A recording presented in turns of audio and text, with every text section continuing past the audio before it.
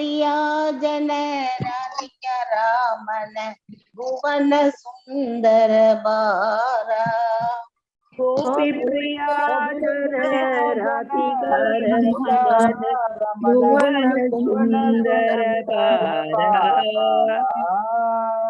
रावणांधकर मगन तास्कर गोपीजन वस्त्रहारी रावणांधकर कानतास्कर गोपीजन वस्त्रहारी प्रचर राकल गोप वृंदापल सिद्ध हरि बंसितारी प्रचर राकल गोप वृंदापल हरि योगींद्र बंदन श्रीनंद नंदन ब्रजजन भयहारी योगींद्र बंदन श्रीनंद नंदन ब्रजजन भयहारी नवीन नीरद रूप मनोहर मोहन बंसी बिहारी नवीन नीरद रूप मनोहर मोहन बंसी बिहारी यशोदनंदन कंसनिषूदन निकुंजरास विलासी यशोदनंदन कंसनिषूदन निकुंजरास विलासी। कृष्ण माता जी।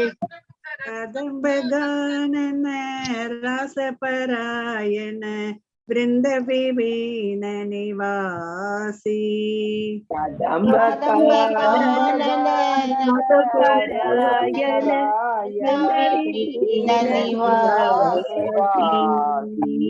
आनंद वर्धन प्रेम निकेतन कुलसर जगकामा आनंद वर्धन प्रेम निकेतन पुलचर जो जग कामा बंदनागन चित विनोदन समत गुण गण तामा उपांगनागन चित्त विनोदन समस्त गुण गण धामा रामो जीवन कीर्तिपरायण मानस चंद्र चकोरा जामुन जीवन केली परायण मानस चंद्र सकोरा सुधारस कवो कृष्ण जश रघो वसन मन मोरा नाम सुधारस गावो कृष्ण जस राखो वचन मन मोरा विभावरी शेषालोक प्रवेशा निद्रचारी भूतो जीवा आलोक प्रदेश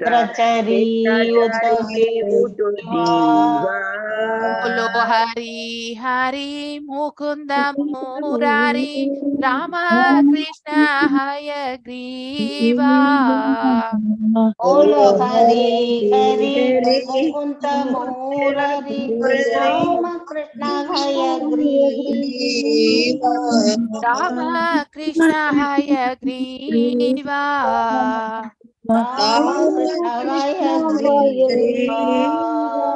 हरे कृष्णा எல்லாருக்கும் हरे कृष्णा माताजी नमस्कार माताजी हरे कृष्ण माताजी हरे कृष्णा எல்லாருக்கும் हरे कृष्णा எல்லா மாதாஜிஸ்க்கும் பிரபுஜிஸ்க்கும் हरे कृष्णा हरे कृष्णा हरे हरे कृष्ण माताजी प्रणाम माताजी प्रणाम माताजी प्रणाम हरे कृष्ण माताजी प्रणाम माताजी प्रणाम एक्चुअली हरे कृष्णा संसारदावानन्वितलोका त्राणाय कारुण्य गणगणात्वम् संसारदावानलोक प्राणाय कारुण्य प्राप्तस्य कल्याण गुणानवश्य वन्दे गुरु श्रीचरणारविन्दम् प्राप्तस्य कल्याणगुणवश्य वन्दे गुरु श्रीचरणारविन्दम् महाप्रभो प्रीतन नित्य गीता वादित्रमाद्यान्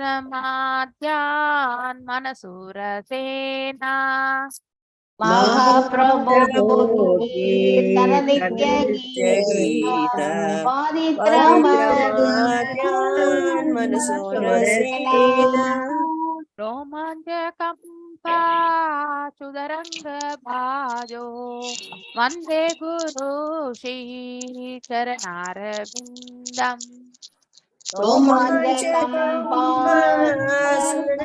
वन्दे गुरु श्रीचरणमरविन्दम् श्रीविग्रहारातन नित्य नाना सिंगार तन्मन्दिरमार्जनादौ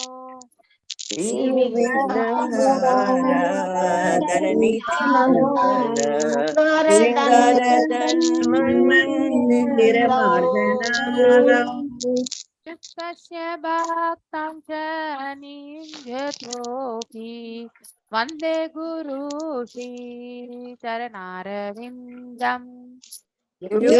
भक्तं च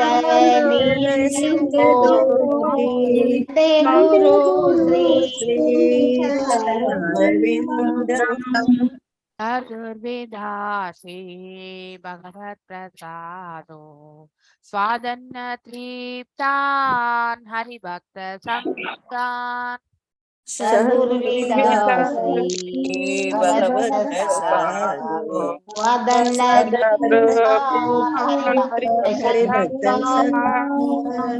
कृत्वैव तृप्तिं भजत सदैव वन्दे गुरु श्रीचरणारविन्दम्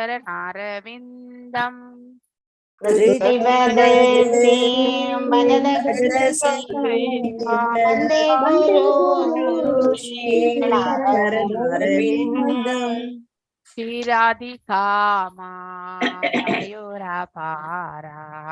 माधुर्यलीला गुणरूपं नाम्ना श्रीराधिका माधवयोरपारो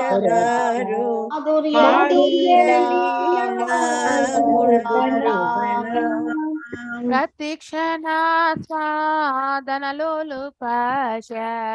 वन्दे गुरु श्रीचरणारविन्दम् प्रदक्षिणा वन्दे गुरु श्रीचरणारविन्दम् कुञ्जयो नो रतिकेलिसेदैर् यायालि वीर्योक्तिरपेक्षणीया निकुञ्जयूनो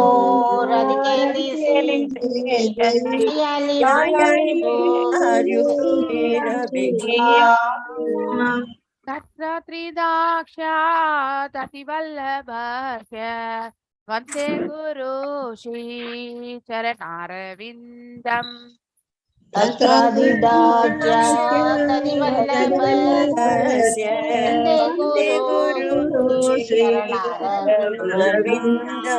साक्षादरीपेणा समस्तशास्त्रैर्युक्तस्तदा भाव्यत एव सति साक्षादरिद्वेन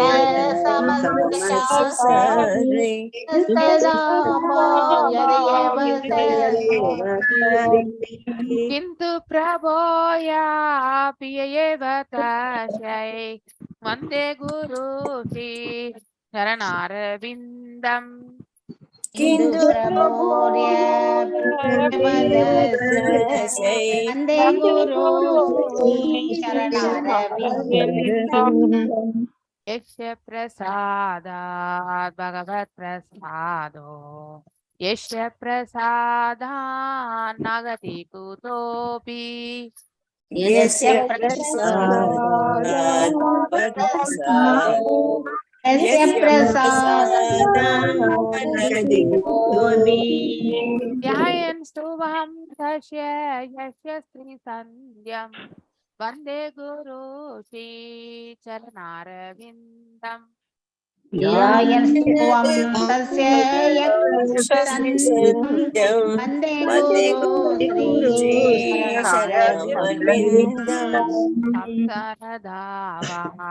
नललितलोका प्राणाय कारुण्य घन घनात्वम्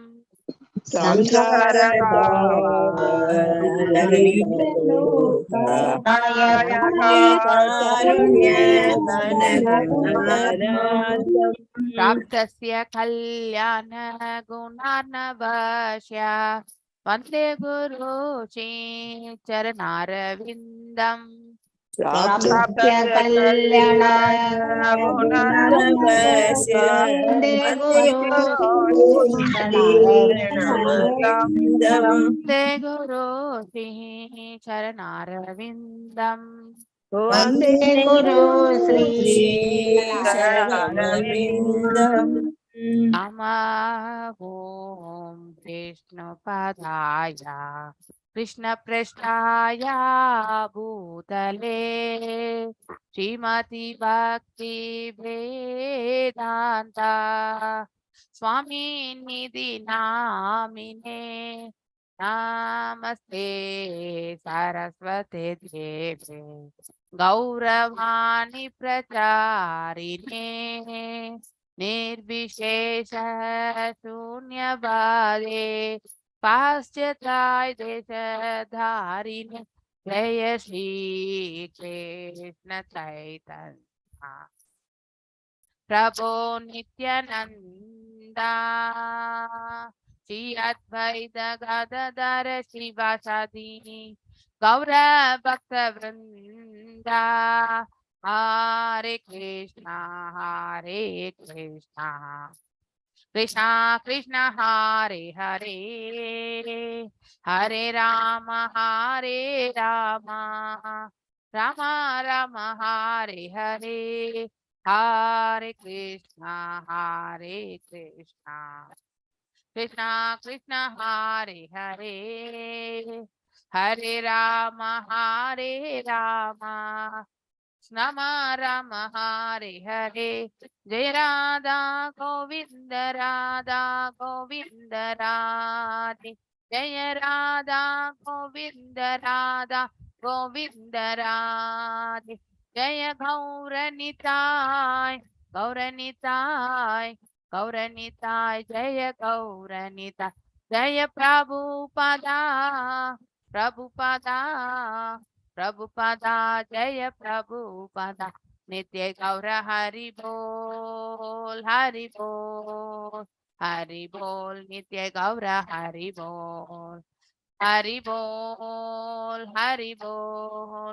हरि बोल नित्य गौर हरि बोल எல்லாருக்கும் ஹரே கிருஷ்ணா हरे कृष्ण माताजी ஹரே கிருஷ்ணா எல்லாருக்கும் ஹரே हरे कृष्ण माताजी हरे कृष्ण माताजी ஹரே கிருஷ்ணா மாதாஜி எல்லாருக்கும் हरे कृष्ण माताजी प्रणाम्स माताजी हरे कृष्णा हरे कृष्ण சோ ஐ திங்க் 43 ஸ்லோகம் வரைக்கும் இருக்குது இல்லையா சோ அது முதல் பாகம் வந்து எஸ் முதல் பாகம் வந்து 25 அதாவது பிரம்மருடைய பிரார்த்தனைகள் வரைக்குமே அதுக்கப்புறம் வந்து பகவான் வந்து பேச ஆரம்பிக்கிறது வந்து 26ல இருந்து 43வது ஸ்லோகம் வரைக்கும் கவர் ஆயிருக்கு அதுக்கு முன்னாடி பிரேயர்ஸோட நாம் இந்த செஷனை ஆரம்பிக்கலாம் ஓம் நமோ பகவதே வாசுதேவாய ஓம் நமோ பகவதே வாசுதேவாய ஓம் நமோ பகவதே வாசுதேவாய நாராயணம் நமஸ்கிருத்யம் நரம் சைவ நரோத்தமம் தேவீம் சரஸ்வதிம் வியாசம் ததோ ஜெயம் உதீரயேத் நஷ்டப்ராயேஷு பதரேஷு நித்யம் பாகவத சேவையாம் பகவத்ய உத்தம ஸ்லோகே பக்திர் பவதி நைஸ்திகி. ஓம் அஜ்ஞானதிமிராந்தஸ்ய ஞானாஞ்சனய ஷலாக்கய சக்ஷுருன்மிலிதம் येन तस्मै श्री गुरवे नमः. श्री चैतन्य मनोभीष्टं स्थापितं येन भूतले स्वयं रूपा गदा माह्यं तदा स्वापदान्तिकम्. हे कृष्ण करुण सिन्धु दीनबन्धु जगत्पते गोपेशा गोपिका कान्त राधकान्त नमस्तुते. तप्त काञ्चन गौराङ्गी राधे वृन्दावनेश्वरी ऋषभानुसुते देवी प्रणमामि हरिप्रिये. वाञ्छकल्पदारुभ्यश्च कृपसिन्धुभ्य एव च पतितनां पावनेभ्यो वैष्णवेभ्यो नमो नमः. जय श्री कृष्ण चैतन्य प्रभु नित्यानंद श्री अद्वैत गदाधार श्रीवासदि गौर भक्त वृंदा. हरे कृष्णा कृष्ण कृष्ण हरे हरे हरे राम राम राम हरे हरे. எல்லாருக்கும் வணக்கங்கள். ஸோ இப்போ மீதம் இருக்கக்கூடிய அந்த சம்மரியும் பார்க்கலாம். அதாவது பகவானுடைய பதில் யாருக்கு? பிரம்மருக்கு. அதை பற்றி ஸ்லோகங்கள் நம்ம பார்க்க போகின்றோம். ஸோ 25வது ஸ்லோகம் வரைக்குமே பகவான் அதாவது அவரை எழுப்புவதற்காக பிரம்மருடைய பிரார்த்தனைகள் இல்லையா, பகவானுடைய ரூபம், இது எல்லா பற்றியுமே அவர் அழகாக அதாவது வர்ணிக்கின்றார் பிரம்மர் இல்லையா. மேலும் புகழாரங்களை சூட்டி பகவானை அதாவது எழணும், அவர் திருப்பள்ளி எழுச்சி எப்படி எழுவாரோ அத மாதிரி அவரை he wants to awake up, அவரை எழுப்பணும்னு நினைச்சு அவருடைய பாடல்கள் எல்லாம் 25வது ஸ்லோகம் வரைக்கும் இருந்தது இல்லையா. சோ மேலும் அவர் having understood the intention இல்லையா, was anxious, அதாவது பிரம்மருக்கு என்ன செய்யணும், எவ்வாறு படைக்கணும் இதெல்லாம் தெரியாது இல்லையா. சோ அவருக்கு அவர் படைக்கப்பட்டிருக்கின்றார் என்று மட்டும் தெரியும். எல்லாம் வல்ல இறைவனால் தான் தோன்றி இருக்கின்றேன் என்று தெரியும். காரணம் என்ன, எங்கிருந்து தொடங்குகின்றது, எந்த ஒரு இதுவுமே பிரம்மருக்கு அறிவது கிடையாது. அதனால அவர் கொஞ்சம் ஆங்சியஸா இருப்பார். அதாவது என்ன செய்யறது, ஒரு தடுமாற்றம் இதெல்லாமே இருக்கும் இல்லையா. நம்மள மாதிரி இருக்கிறவங்களுக்கு கூட அந்த தடுமாற்றங்கள் உண்டு. சோ ஒரு செயலை செய்வதற்கு முன்னால் அது எவ்வாறு செய்வது என்பது ஒரு தடுமாற்றம் ஏற்படும் இல்லையா. சோ முதல் முறையாக நாம் அதை ஆற்றினோம் என்றால் கண்டிப்பாக நமக்கு அது தடுமாற்றமாக இருக்கும். சோ அப்படிப்பட்ட நிலைதான் அதாவது பிரம்மருடைய நிலையை எடுத்துரைப்பது 27, 28வது பதம் வரைக்குமே எடுத்துரைக்கப்பட்டிருக்கு. மேலும் 29லிருந்து 43வது ஸ்லோகம் பிரம்மாவிற்கு பகவான் விடை அளிக்கின்றார்.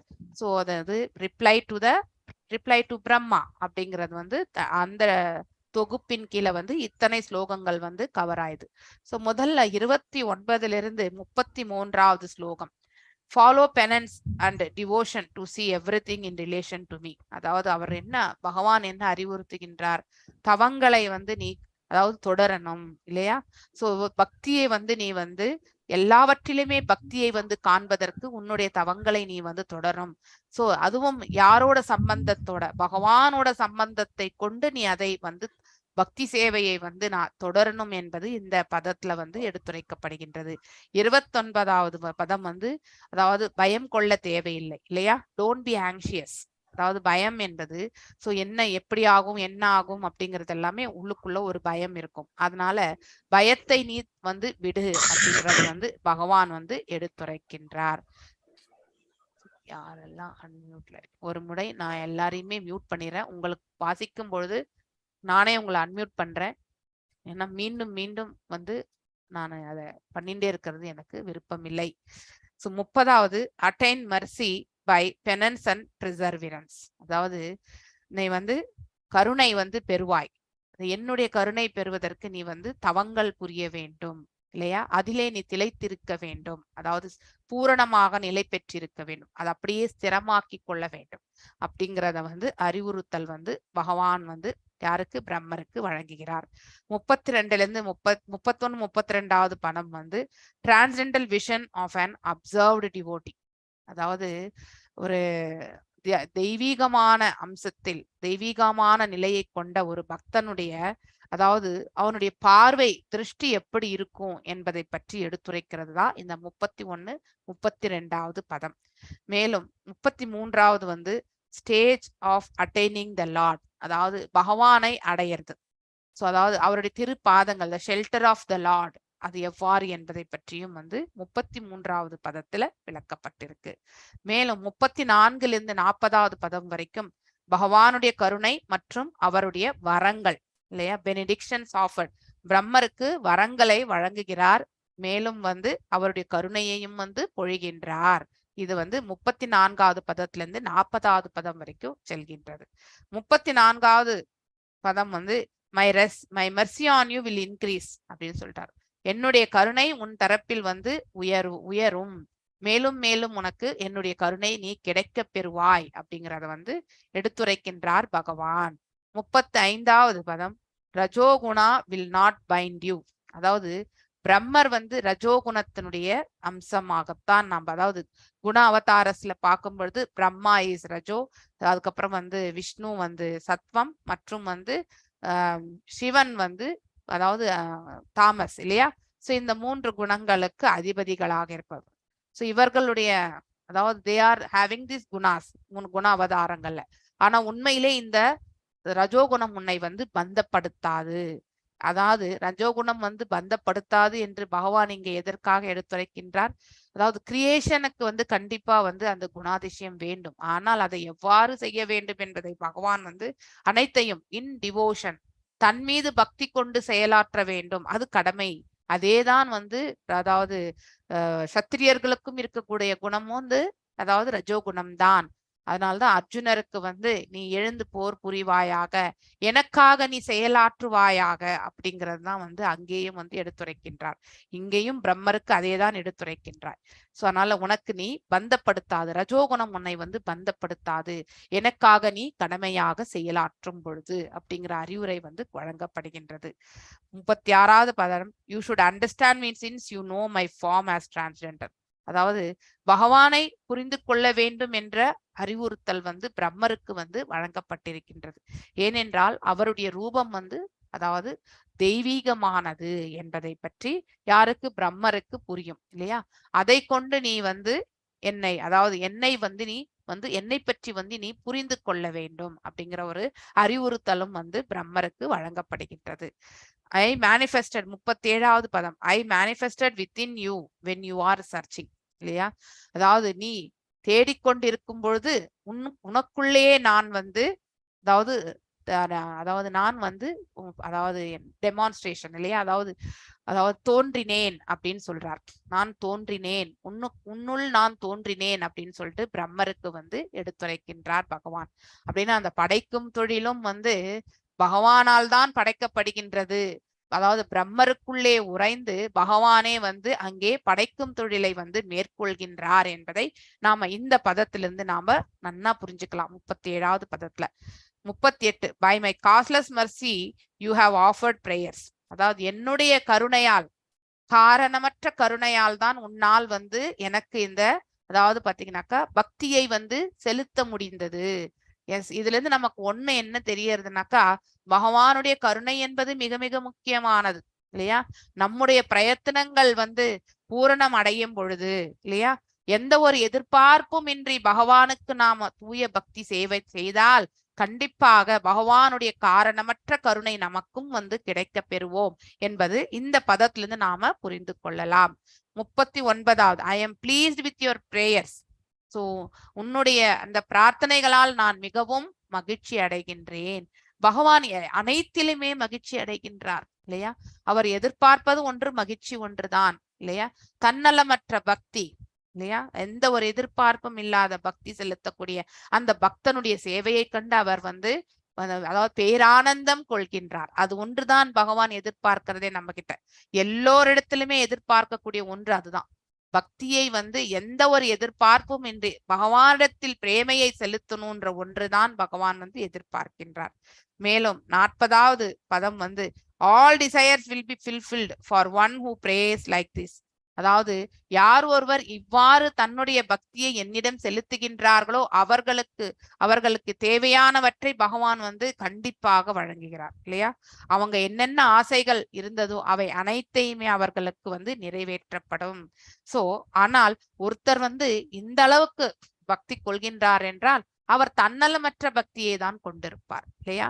இந்த பிரபஞ்சத்தினுடைய நன்மைக்காகவோ இல்லை வந்து கேவல பக்திக்காகவோ வந்துதான் அவர்கள் வந்து செயல்படுவார்கள்.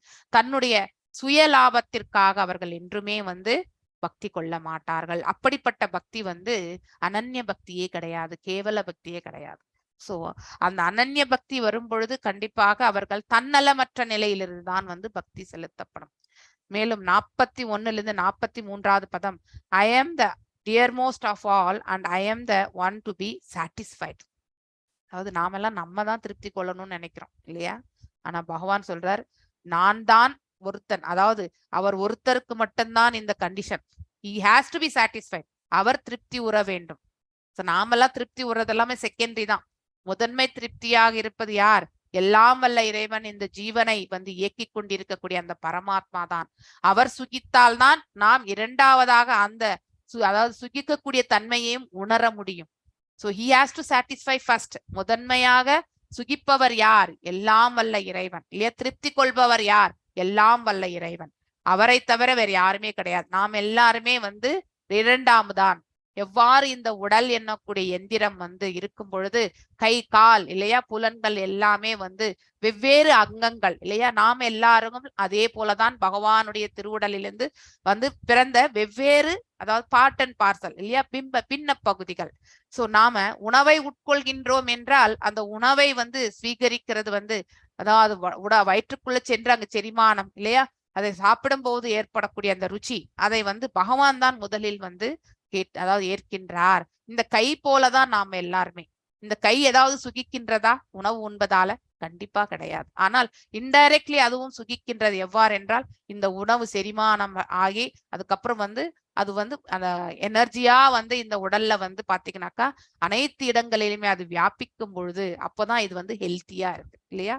அதனால அந்த விதத்துல இது வந்து சுகிக்கின்றது. சோ நாம இங்க சுகிக்கிறதுக்கு எதுவுமே கிடையாது இல்லையா? இன்புற்று இருப்பதற்கு இங்கே எதுவுமே கிடையாது. இந்த பிரபஞ்சத்தில் அனைத்தும் அவர் இன்புற வேண்டும் என்ற எண்ணத்திற்காக தான் நாம் செயலாற்ற வேண்டும். அவரை திருப்தி உற செய்வது என்பதுதான் நம்முடைய தலையாய கடமை. சோ இதை நாம கண்டிப்பா புரிந்து கொள்ள வேண்டும். The ultimate goal is to invoke my satisfaction இல்லையா? அதாவது உந்துதல். இன்வோக்னா அதாவது நம்ம வந்து உள்ளுக்குள்ள இருந்து எழுச்சி உற செய்யறது. பகவானை திருப்தி கொள்வதற்கு நம்முடைய செயல்கள் அனைத்துமே வந்து அவரை வந்து எழுப்ப வேண்டும். அப்படிப்பட்ட பக்தி பாதையில் நாம வந்து செல்ல வேண்டும். அவரை திருப்தி உற செய்யக்கூடிய பக்தி பாதை, அவர் ஏற்றுக்கொள்ளக்கூடிய அந்த பக்தி பாதை, அவரும் நம் தரப்பில் திரும்பி பார்ப்பதற்கான அத்தகைய செயல்களில் நாம வந்து ஈடுபட வேண்டும்.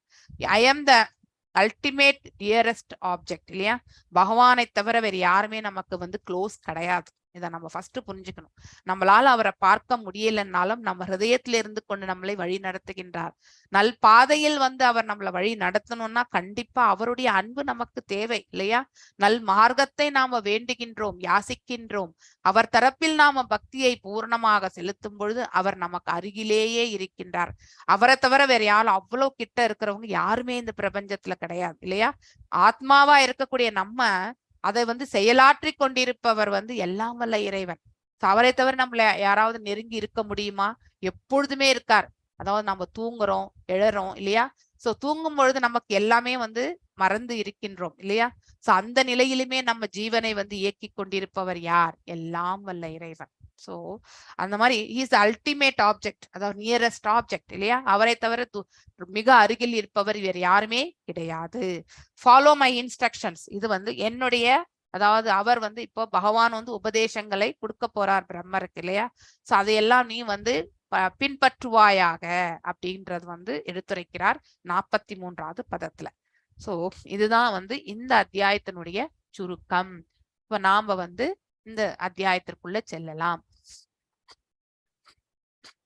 விஜயகுமாரி மாதாஜி வாசிங்க. பிரம்மோ வாச்ச ஞாக்தோ அசிமே அத்ய சுஷுரான் நனு தேஹ பாஜாம் நஜ்யாயதே பகவதோ கதிர் இதி அவ்யதம் நான்யத்வ அஸ்தி பகவன் அபிதன்னா சுத்தம் மாயா குண வியதிகாராத் யத் உரு விபாஷிஹி. எஸ் வாசிங்க மாதாஜி. அன்மியூட் பண்ணி வாசி. எஸ் மாதாஜி. ஞாதோசி மே சுசிரான் நனு தேக பாஜாம் நஜ்யாயதே பகவதோ கதிர் इति अवत्यं नान्यत्वत् अस्ति भगवन् अपि तन्न सुत्तं माया गुण व्यधिकारात् यत् उरुविवासी பிரம்ம உவாச்ச பிரம்மதேவர் கூறினார், ஞாதா அறியப்படுகிறீர்கள், அசீனீர் மே என்னால், அத்ய இன்று, சுசிராத் நீண்ட நாட்களுக்கு பிறகு, நனு ஆனால், தேக பஜாம் பாஜாம் ஜட உடல் பெற்ற ஒருவர், நான் இல்லை, நியாயத்தே அறியப்படுதல், பகவத முழுமுதற் கடவுளின், கதி புகலிடம், இதி ஆகையினால், அவத்தியம் பெரும் குற்றம், ந அந்யத் மேல் எவருமிலர், நீர் அஸ்தி இருக்கின்றீர், பகவன் ஓ எந்தன் பகவானே, அபி அவ்வாறிருந்த போதிலும், தத் ஏதேனும் இருந்தாலும், ந இல்லை சுத்தம் முழுமையான, மாயா பௌதீக சக்தி, குண எதிகாரத் இயற்கை குணங்களின் கலப்பின் காரணமாக, யத் அதற்கு உரு உன்னதமான, விபாசி நீர் விளங்குகிறீர். மொழிபெயர்ப்பு. பிரம்மதேவர் கூறினார், ஓ பகவானே, நெடுங்காலமாக தவம் செய்து உம்மை அறியும் அறிவை பெற்றிருக்கிறேன். ஓ உம்மை அறிவதற்கில்லாத உடலை பெற்றிருக்கும் உயிர் பொருள்களின் துர்பாக்கிய நிலையினை என்னவென்பேன்? எனது பகவானே, நீர் ஒருவரே அறிந்து கொள்ளத்தக்கவர். ஏனென்றால் உம்மை விட உயர்ந்தது எதுவும் இல்லை. அவ்வாறு ஒன்று இருக்கும் என்றால் அது முழு உடையதாய் இராது. பொருள்களின் படைப்பு சக்தியினை வெளிப்படுத்தியதன் மூலம் நீரே பரமனாக விளங்குகிறேன். பொருளுரை. திடமான உடல்களினால் கட்டுண்டிருக்கும் உயிர் பொருட்களின் அறியாமை என்னவென்றால், பிரபஞ்ச தோற்றத்தின் மூல காரணம் என்னவென்று அவைகள் அறியாதிருப்பதுதான். மூல காரணத்தை பொறுத்த மட்டில் பல்வேறு மனிதர்கள் பல்வேறு கருத்துக்கள் உடையவராய் இருக்கின்றனர். ஆயினும் அவையெல்லாம் சரியானவை அன்று. அனைத்திற்கும் மூல காரணம் விஷ்ணு ஒருவரே. இதில் குறுக்கிடும் தடையாக விளங்குவது பகவானின் மாயா சக்தியே ஆகும். பகவான் தனது அசியத்தக்க பௌதீக சக்திகளினால் இப்பௌதீக உலகில் ஆச்சரியகரமான பற்பல கவனச்சிதழ்களை வெளிப்படுத்தியிருக்கிறார். அதே சக்தியின் மாயை வயப்பட்டிருப்பதினாலேயே கட்டுப்பட்டுள்ள ஆத்மாக்கள் மூல காரணத்தை அறியும் திறனற்றவையாய் இருக்கின்றன. அதனால்தான் பெரும் புகழ் படைத்த விஞ்ஞானிகள் மற்றும் தத்துவவாதிகளை கூட அதிசயமானவர்கள் என்று ஏற்றுக்கொள்ள முடிவதில்லை. அவர்கள் அதிசயமானவர்களாக தோன்றுவார்கள் எனில் அதன் காரணம் அவர்கள் பகவானின் மாய சக்தியின் கரங்களில் கருவிகளாக இருப்பதினாலே ஆம்.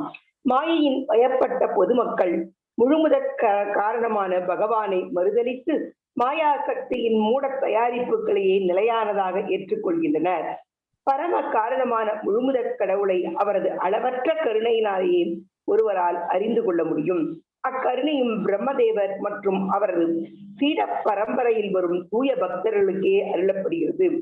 கடுமையான தவத்தினாலேயே பிரம்மதேவரால் சர்வோதகசாய் விஷ்ணுவை காண முடிந்தது.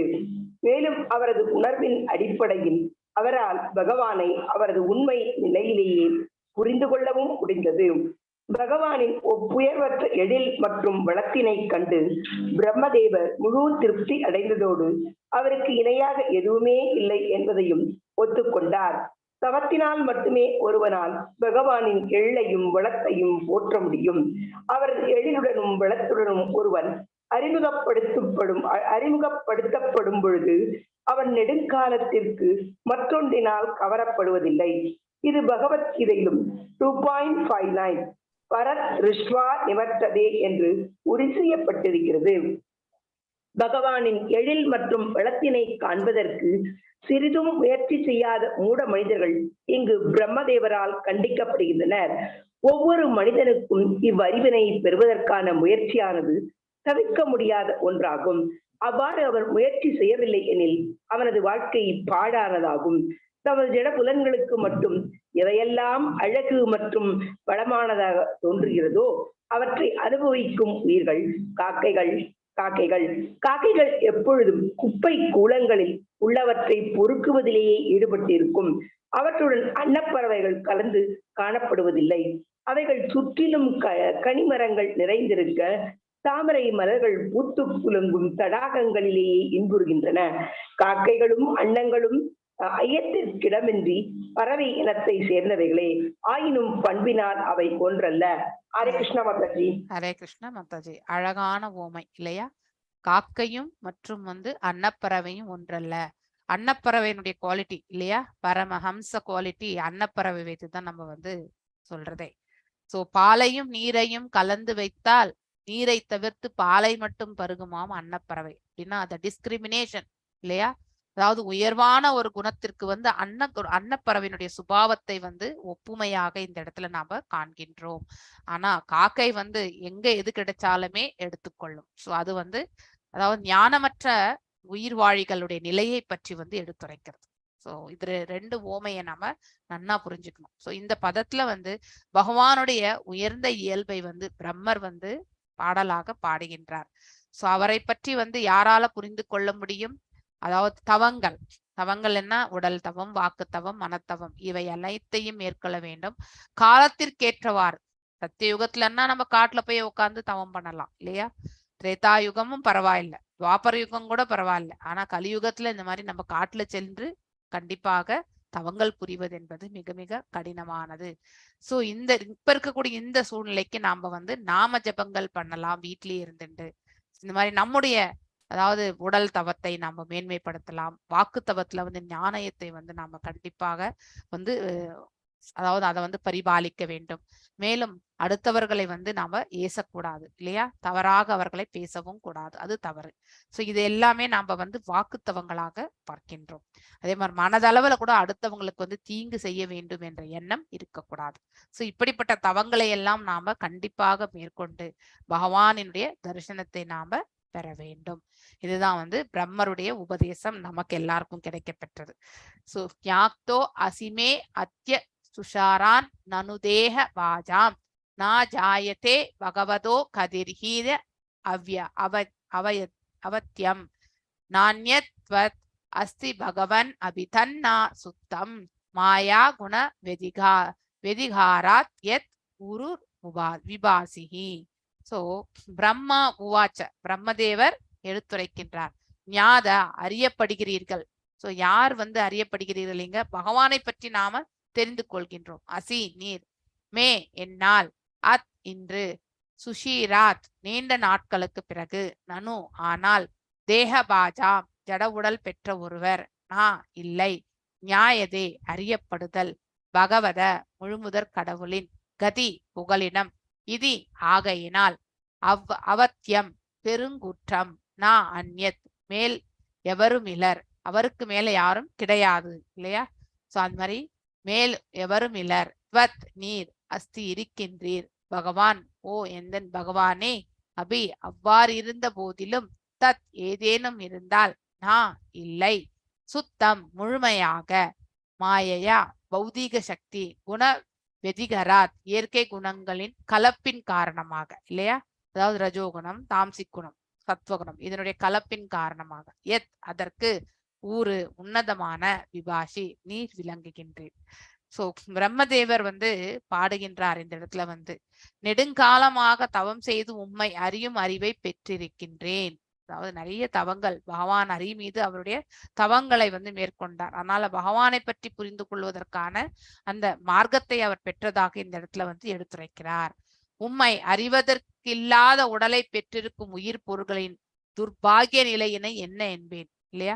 அதாவது இந்த ஞானத்தின் தரப்பில் யார் அடியெடுத்து வைக்காம இருக்காங்க, தான் யார் என்பதையுமே உணராமல் இல்லையா, எப்பொழுதுமே பௌதிக செயலில் அதிலேயே ஈடுபட்டு இல்லையா, பௌதிக இந்த உடலால் தன்னுடைய ஐடென்டிபிகேஷன் இல்லையா, தான் யார் என்பது உணர்வதில்லை. இந்த உடல் கொண்ட தேகத்தை பற்றி அவர்களுக்கு அதாவது இந்த உடல் கொண்ட அந்த ஆத்மாவை இல்லையா, இந்த தேகம் கொண்ட அந்த ஆத்மாவை பற்றி அவர்கள் புரிவது கிடையாது. அப்படிப்பட்டவர்கள் பாடிலி ஐடென்டிபிகேஷன் உடல் ரீதியா மட்டும்தான் அவர்கள் உயிர்வாழிகளை காண்கின்றார்கள். உள்ளதை உள்ளபடி காணக்கூடிய சக்தி அவர்களுக்கு இல்லை. சோ அதைதான் இந்த இடத்துல சொல்றார். நீர் ஒருவரே அறிந்து கொள்ள தக்கவர். சோ அதாவது அவர்களை பற்றி எல்லாம் பகவான் ஒருத்தருக்கு தான் நன்னா தெரியும், நமக்கு தெரியாது இல்லையா? ஏனென்றால் உம்மை விட உயர்ந்தது எதுவுமே கிடையாது. Is the highest of all இல்லையா? அனைத்திற்கும் மேலாக இருப்பவர் எல்லாம் வல்ல இறைவன். அதனால அவருக்கு எல்லாம் அறிவார், எல்லாவற்றையுமே அறிபவர். பாஸ்ட், பிரசன்ட், ஃபியூச்சர் எல்லாமே பகவானுக்கு தெரியும். சோ அவ்வாறு ஒன்று இருக்கும் என்றால் அது முழுமையுடையதாக இருக்காது, பூரணத்துவத்தை பெற்றிருக்காது இல்லையா. ஓம் பூர்ணமதா பூர்ணமிதம். அதாவது பூர்ணமானவர் பகவான் என்பதை இந்த பதத்திலிருந்து நாம காண்கின்றோம். பொருட்களின் படைப்பு சக்தியினை வெளிப்படுத்தியதன் மூலம் நீரே பரமனாக விளங்குகின்றேன். இப்போ பிரம்மருடைய ஹிருதயத்துல போய் பகவான் உட்கார்ந்து அவருடைய இந்த படைக்கும் தொழிலை வந்து ஆரம்பிக்க போகின்றார். சோ ஞானத்தை பகவான் வந்து ஹிருதயத்திலிருந்து தான் வந்து யாருக்கு, பிரம்மருக்கு வழங்குகின்றார். அதை கொண்டுதான் பிரம்மரும் வந்து இந்த படைக்கும் தொழிலை வந்து மேற்கொள்கின்றார். விசர்க்கத்தை திடமான உடல்களினால் கட்டுண்டு உயிர் பொருட்களின் அறியாமை என்னவென்றால் பிரபஞ்ச தோற்றத்தின் மூல காரணம் என்னவென்று அவர்கள் அறியாது இருப்பதுதான். சோ இந்த பிரபஞ்ச தோற்றத்திற்கு காரணம் எங்கிருந்து இந்த தோன்றுதல் எல்லாமே அவர்கள் அறியாத வண்ணம் தான் இல்லையா. சோ ஒரு மூல காரணத்தை பொறுத்த மட்டில் பல்வேறு மனிதர்கள் பல்வேறு கருத்துக்களை உடையவராகின்றனர். ஒவ்வொருத்தரும் ஒவ்வொரு விதமான உணர்தல் இல்லையா. பக்தியில வந்து ஒரே மாதிரி வந்து எல்லாரும் இருக்கவே மாட்டாங்க. ஒவ்வொருத்தருடைய உணர்தலும் வந்து வெவ்வேறு நிலைகளாக இருக்கும். பக்தி அற்றவர்களுடைய நிலை இன்னும் மோசமானதாக இருக்கும் இல்லையா. நாத்திகத்தன்மை ஆயினும் அவை எல்லாம் சரியானவை அன்று இல்லையா. சோ அனைத்திற்கும் மூல காரணம் விஷ்ணுவே ஆவார், அதாவது பகவானே ஆவார் என்று இந்த பதத்திலிருந்து நாம தெரிந்து கொள்கின்றோம். இதில் குறுக்கிடும் தடையாக விளங்குவது பகவானின் மாய சக்தியாகும். இரண்டாவது புருஷாவதாரத்தை பற்றி தான் இங்கே வந்து யாரு பிரம்மர் வந்து எடுத்துரைத்துக் கொண்டிருக்கிறார். கர்ப்போத கசாய் விஷ்ணு அவருடைய தரிசனத்தை தான் பிரம்மர் பெற்றார். அவரிலிருந்து தான் இந்த ஞானத்தையும் பெறுகின்றார், படைக்கும் ஞானத்தை. அதனால புகழாரங்களை வந்து பிரம்மர் வந்து விஷ்ணுவுக்கு இங்கே வந்து சாற்றிக் கொண்டிருக்கின்றார். இப்பௌதீக உலகில் ஆச்சரியமான பல வகையான சிதறல்கள் வெளிப்படுத்தி இருக்கிறார். சோ யாருக்கெல்லாம் இந்த பௌதிகத்தின் தரப்பில் ஈர்க்கப்படுகிறார்களோ அவர்களுடைய செயல்கள் எல்லாம் அத்தகைய வண்ணம் தான் இருக்கும். இந்த பௌதீகத்தை அதாவது துறந்து, அதாவது பௌதீக செயல்களுடைய பற்றுதலை துறந்து பௌதீக செயல்களில் அவர்கள் ஈடுபடுவார்களே ஆனால் அவர்களுக்கு வந்து அந்த மெய்ஞானத்தை பற்றி உணர்வதற்கான மார்க்கத்தையும் பகவான் வழங்குகிறார் இல்லையா. நம்முடைய முயற்சி எத்தரப்பில் இருக்கின்றதோ அத்தரப்பில் நமக்கு கண்டிப்பாக வந்து பகவானுடைய கருணை உண்டு என்ற ஒரே கருத்து தான் இந்த ஸ்லோகத்திலிருந்து நாம வந்து புரிந்து கொள்ள வேண்டியது. நாம் எதுவரைக்கும் பௌதீகத்தின் தரப்பில் அதாவது லாப நஷ்டங்களை எதிர்பார்த்து கொண்டு காத்திருக்கின்றோமோ இல்லையா, இவ்வளவு வரணும் இவ்வளவு வேண்டும் பேராசை மற்றும் அந்த பொறாமை இப்படிப்பட்ட குணாதிசயங்களை நாம் வளர்த்து கொண்டிருக்கின்றோமோ அதுவரைக்கும் நாம கட்டுண்ட உடலை ஏற்க வேண்டியது அவசியமாகின்றது. ஏனென்றால் நாம் ஆற்றக்கூடிய கர்மங்களுடைய பலன்கள் வந்து பாவ புண்ணியங்களாக மாறிவிடுகின்றது. அதற்கு நாம பந்தப்படுகின்றோம். எதிர்பார்ப்பு என்று இருக்கும் பொழுது கண்டிப்பாக நாம கட்டுண்ட நிலைதான் இருக்கின்றோம். எதிர்பார்ப்பற்று நம்முடைய கடமையாக நாம் அதை செய்வோம் என்றால் கண்டிப்பாக அந்த கர்ம பந்தனத்திலிருந்து நாம விடுதலை அடைகின்றோம். தட் இஸ் கால்ட் அஸ் நிஷ்காம கர்ம யோகம் இல்லையா. நாம் எல்லாருமே நிஷ்காம கர்ம யோகத்தை செயலாற்ற வேண்டும். பக்தி கொண்டு நாம் அதை செயலாற்றும் பொழுது நமக்கு எந்த பந்தனமும் ஏற்படாது. சோ பாவ புண்ணியங்கள் எதுவாக இருந்தாலுமே அதிலிருந்து நமக்கு விலக்கு என்பது உண்டு. ஏனென்றால் ஒவ்வொரு செயலுக்கு பின்னாலும் ஒரு குற்றம் என்பது உண்டு. இந்த பௌதீக உலகத்தினுடைய குவாலிட்டியே அதுதான். இந்த நேச்சர் ஆஃப் திஸ் வேர்ல்டே அப்படிதான். இந்த பிரபஞ்சத்தினுடைய அதாவது இயல்பே வந்து நாம் ஆற்றக்கூடிய ஒவ்வொரு காரியத்திலுமே ஒரு குற்றம் என்பது மறைந்திருக்கின்றது. அதை அலசி ஆராய்ந்து நாம செய்வோம் என்றால் ஓகே, எல்லா நிலைகளிலுமே நாம் அலசி ஆராய்வது கிடையாது இல்லையா. ஆனால் அந்த குற்றம் என்ன என்பதை உணராமலே அந்த காரியங்களை நாம ஆற்றி விடுகின்றோம். ஆனால்தான் நாம வந்து என்றைக்குமே நாம் ஆற்றக்கூடிய கர்மங்கள் அனைத்தையுமே பகவானை மையமாக வைத்து இல்லையா பக்தியோட ஸ்ரத்தையோட வந்து பகவானுடைய பாதங்களில் நாம சமர்ப்பித்து விட வேண்டும். அப்பொழுது நமக்கு கர்ம பந்தனத்திலிருந்து பகவானை விடுதலை கொடுக்கிறார். பை ஹிஸ் காஸ்லெஸ் மர்சி இல்லையா, காரணமற்ற கருணையால் நமக்கு கண்டிப்பாக விலக்கு அளிக்கப்படுகின்றது. அது எதனால் நாம் அவரிடத்தில் எவ்வாறு சமர்ப்பணத்தை வந்து மேற்கொண்டிருக்கின்றோம் என்பதை பொறுத்து. டவுட்டோட நம்ம செஞ்சோம்னா கண்டிப்பா பகவானும் டவுட்டோட நம்மளை கைவிட்டுடுவார். அதே மாதிரி நம்ம வந்து ஸ்திரமா நினைச்சு கொண்டு அவரை தவிர எதுவுமே கிடையாது என்ற அந்த உணர்வு வந்து ஆழ் மனசுல வந்து பதியணும். அப்பொழுது நாம் ஆற்றக்கூடிய கர்மங்கள் வந்து பூர்ணத்துவமாகும். நாம் ஆற்றக்கூடிய காரியங்களும் பக்குவத்துல வந்து நிறைவு. ஏன்னா வழி நடத்துதல் அவர் இல்லையா, நாம செயலாற்றுவது கிடையாது, நாம வெறும் கருவியாக இல்லையா. கர்மண்யே வாதிகாரஸ்தே மா கர்ம பலே கதாச்சனகா இல்லையா. சோ நமக்குன்னு விதிக்கப்பட்ட கடமைகளை செய்வதற்கு மட்டுமே அதிகாரம் உண்டு.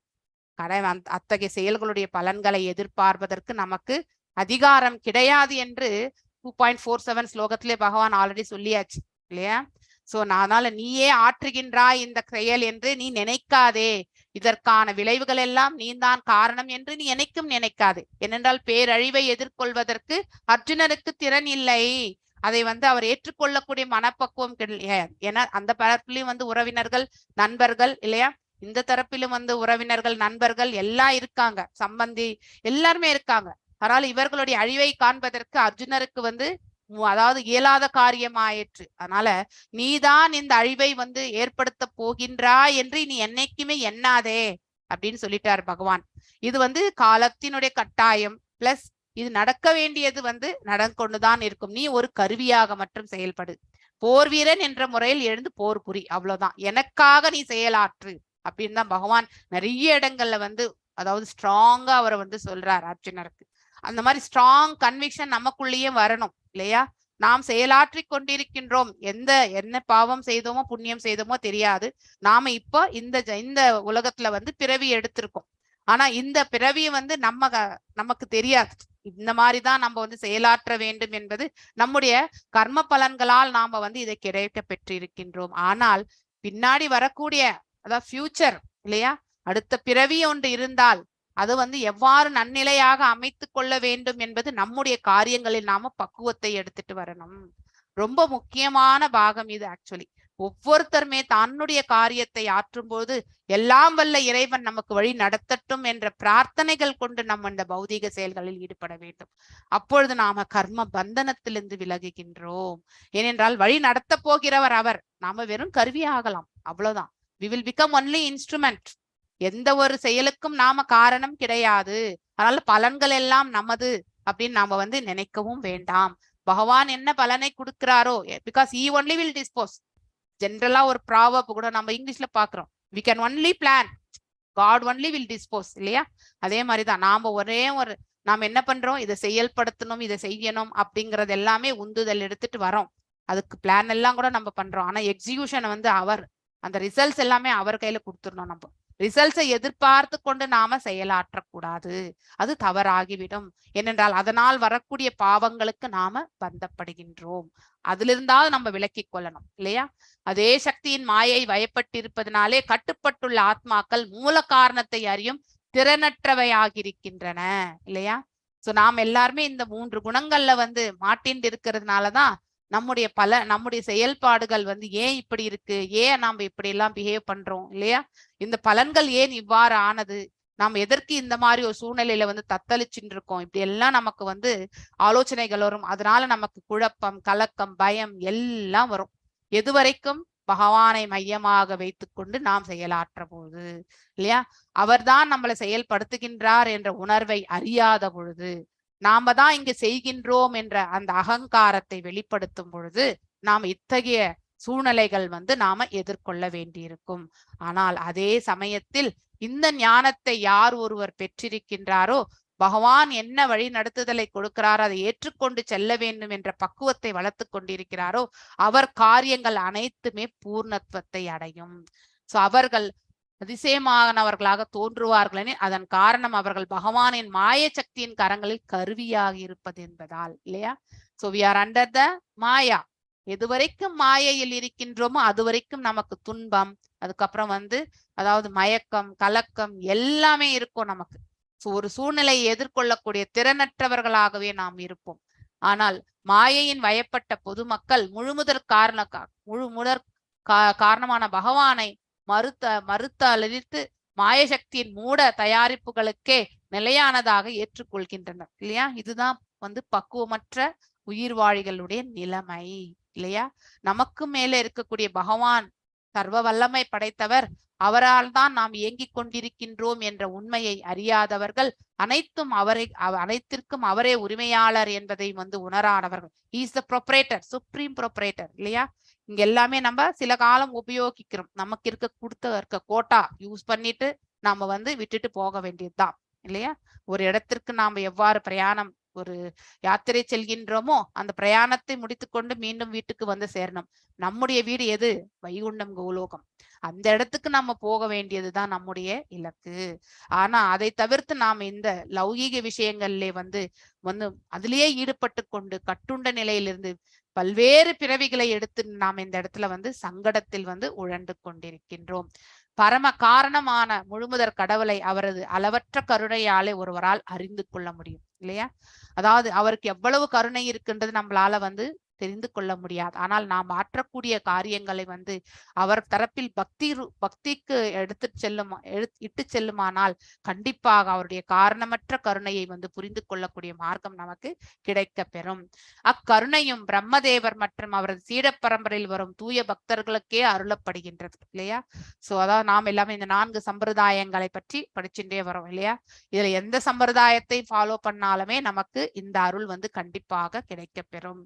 சோ கடுமையான தவத்தினாலோ பிரம்மதேவரால் கர்ப்போத கஷாய் விஷ்ணுவை வந்து காண முடிந்தது இல்லையா? 1000 ஆண்டுகள் இந்த நம்முடைய எர்த்லி இயர்ஸ் பிரகாரமே அவருடைய 311.04 ட்ரில்லியன் ஆண்டுகள்ல 100 ஆண்டுகள் மைனஸ் பண்ணிக்கணும். நம்ம அத்தனை ஆண்டுகள்ல வந்து அவர் வந்து தவம் இருந்தார். சோ பகவானின் ஒப்புயர்வற்ற எழில் மற்றும் வளத்தினை கண்டு பிரம்மதேவர் முழு திருப்தி அடைந்து அவருக்கு இணையாக எதுவும் இந்த பிரபஞ்சத்தில் இல்லை என்று அவர் ஒத்துக்கொண்டார் இல்லையா? அவருடைய ரூபம் சச்சிதானந்த அந்த ரூபத்தை கண்டவர் வந்து பேரானந்தம் கொண்டார் பிரம்மர். அவருக்கு மேல இருக்கக்கூடியவர் இந்த பிரபஞ்சத்தில் யாரும் இல்லை என்பதையும் வந்து உணர ஆரம்பித்தார். தவத்தினால் மட்டுமே ஒருவனால் பகவானை அந்த தரிசனத்தை பெற முடியும். நாம் எல்லாரும் கூட அந்த தவம் எதன் மூலமாக ஆற்றுகின்றோம்? நாம ஜபங்களாக. பகவான் வேறு அவருடைய நாமங்கள் வேறு அல்ல என்று மனதில் வந்து ஆழமாக பதிந்து கொண்டு பகவானின் திரு பாதங்களை எண்ணிக்கொண்டு நாம சொல்லக்கூடிய அந்த நாம ஜபங்கள் வந்து நம்ம செவி வழியாக அதை வந்து ஹிருதயத்துக்குள்ள இட்டு செல்ல வேண்டும். அதுதான் வந்து மிக மிக முக்கியமான ஒன்று. நாம ஜபங்கள் எவ்வாறு செய்ய வேண்டும் என்பதை இவ்வாறு ஆற்றினால் கண்டிப்பாக ஒரு நாள் இல்லை என்றாலும் ஒரு நாள் பகவானுடைய தரிசனத்தை நாம் எல்லாருக்குமே கிடைக்கக்கூடிய வாய்ப்பு உண்டு. ஆனால் அதை தவிர்த்து நம்ம வந்து எல்லா இடங்களிலுமே நம்முடைய மனதை அலைப்பாய்ந்து கொண்டு வெறுமனே வார்த்தைகள் மட்டும் இந்த நாவில் வந்து கொண்டிருந்தால் அது தூய்மையற்ற ஜபங்கள் ஆகிவிடுகின்றது. ஆரம்ப காலகட்டத்தில் இது ஓகே. ஆனால் பல்லாண்டுகளாக நாம் செய்து கொண்டிருக்கக்கூடிய இந்த நாம ஜபங்களை நம்ம பக்குவ நிலைக்கு இட்டு செல்ல வேண்டும். மனதை வந்து பகவானின் பாதங்கள் மீது நம்ம வந்து மனதை வந்து செலுத்த வேண்டும். பாதங்களுடைய ரூபம் நமக்கு தெரியாது. மனதளவில் அவருடைய பாதங்களை எண்ணிக்கொண்டு நாம வந்து பக்தியை வந்து செலுத்த வேண்டும். அவரது எழிலுடன் வளத்துடன் ஒருவன் அறிமுகப்படுத்தப்படும் பொழுது அவன் நெடுங்காலத்திற்கு மற்றொன்றில் கவரப்படுவதில்லை. ஒருவருக்கு இந்த தரிசனத்தை பெற்றால் அதற்கு மேற்பட்ட தரிசனம் இந்த பிரபஞ்சத்தில் ஏதும் இல்லை என்று ஆகிவிடுகின்றது. அவன் முன்னால் எத்தனை விதமான வைபவங்களே இருந்தாலும் அதனால் அவன் ஈர்க்கப்படவே மாட்டான். மனது அதற்கு மேற்பட்டு வேறு எதுவுமே கேட்காது. அந்த நிலையை வந்து அவன் அடைந்து விடுகின்றான். இது பகவத்கீதையில வந்து 2.59 வந்து பரதிருஷ்டுவா நிவர்த்தே என்று உறுதி செய்யப்பட்டிருக்கின்றது. மேலே சொன்ன அந்த கருத்து தான் வந்து இந்த ஸ்லோகத்தின் வழியாக வந்து எடுத்துரைக்கப்பட்டிருக்கு. பகவானின் எழில் மற்றும் வளத்தினை காண்பதற்கு சிறிது முயற்சி செய்யாத மூட மனிதர்கள் இங்கு பிரம்மதேவரால் கண்டிக்கப்படுகின்றனர். அதாவது நமக்கு நம்முடைய கர்ம பலன்கள் கண்டிக்கப்படுதல் என்பது மீண்டும் மீண்டும் நாம பிறவி எடுக்கிறது தான் இல்லையா? மீண்டும் மீண்டும் நமக்கு தண்டனை அதுதான். நமக்கு வேற எந்த ப்ராப்ளமே இந்த பிரபஞ்சத்தில் பிறப்பு இறப்பு இல்லையா?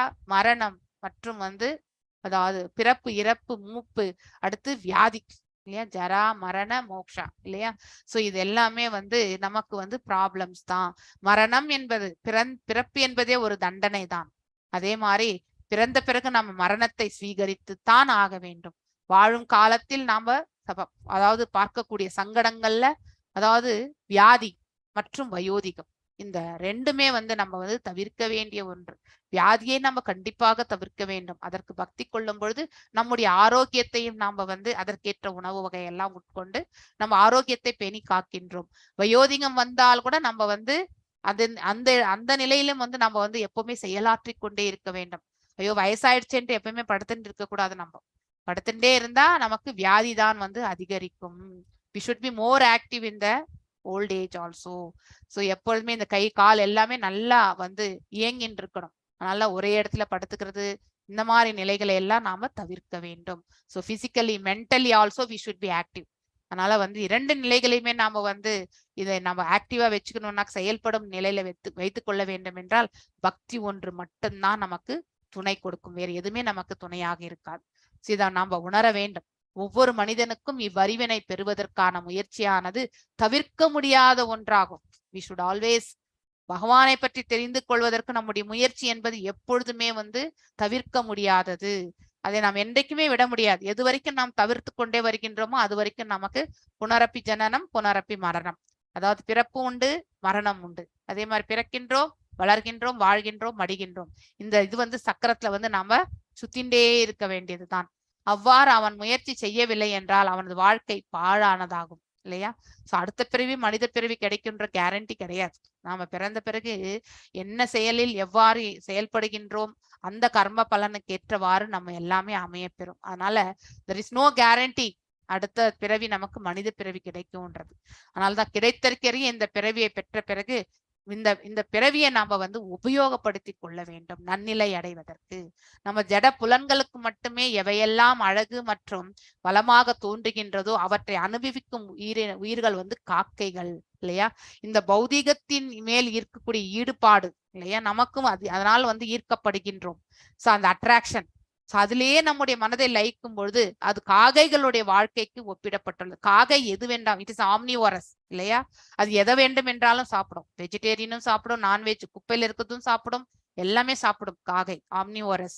சோ அந்த வாழ்க்கைக்கு வந்து அது ஒப்பிடப்பட்டுள்ளது. காக்கைகள் எப்பொழுதும் குக்கை கூலங்களில் தான் உள்ளவற்றை பொறுக்குவதிலே ஈடுபட்டிருக்கும் இல்லையா? The waste things.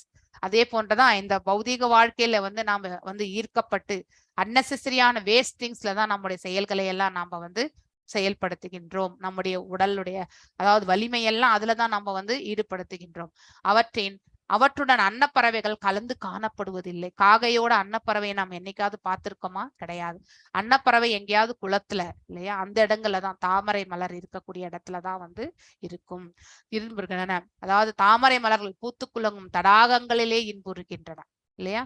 காக்கைகளும் அன்னங்களும் ஐயத்திற்கிடமின்றி பறவையினம்தான் இல்லையா?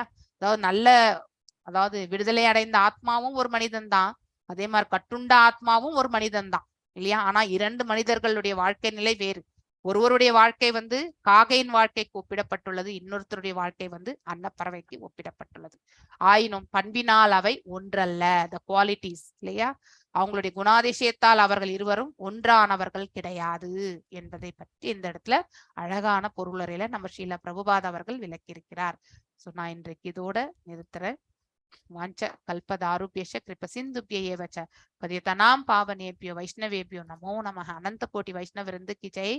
நமச்சரிய ஹரிதாஸ் தாகூர் கி ஜெய். ஹரே கிருஷ்ணா கிருஷ்ண கிருஷ்ண ஹரே ஹரே, ஹரே ராம ராம ராம ஹரே ஹரே.